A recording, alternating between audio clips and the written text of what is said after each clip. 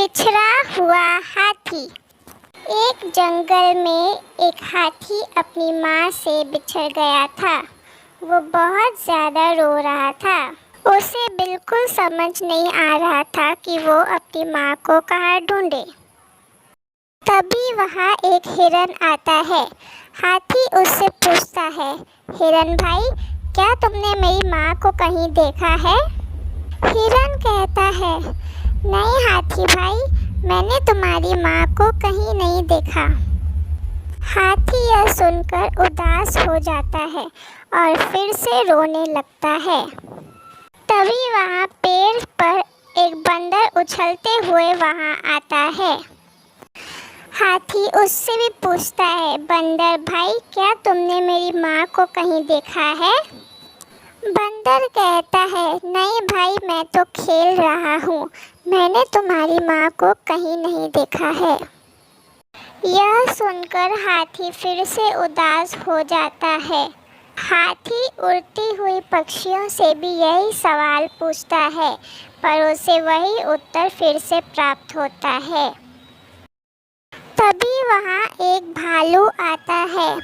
वो हाथी से पूछता है, अरे हाथी भाई, तुम रो क्यों रहे हो?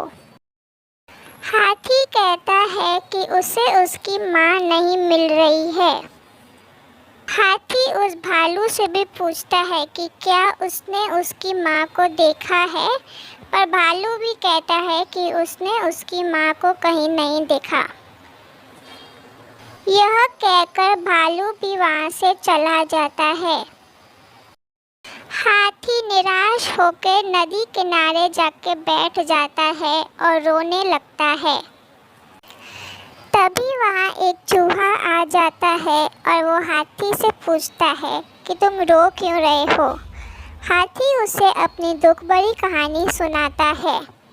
चूहा उससे कहता है कि तुम ज़ोर से आवाज़ क्यों नहीं लगाते?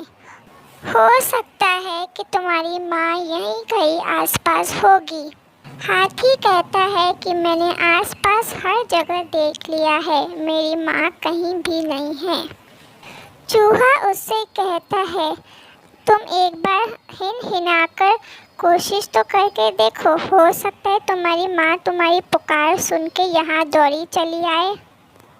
हाथी ज़ोर ज़ोर से हिनहिनाने लगता है और कुछ ही क्षणों में उसकी माँ उसके पास आकर उसे गले से लगा लेती है और उसे अपने साथ लेकर जाती है। इस कहानी से हमें यह सीख प्राप्त होती है कि जहाँ तक हमारी नज़र नहीं जा पाती, वहाँ हमारी पुकार ज़रूर पहुँच जाती है। अगर कहानी अच्छी लगी हो तो चैनल को सब्सक्राइब करना ना भूलें और बेल आइकन को दबा दें।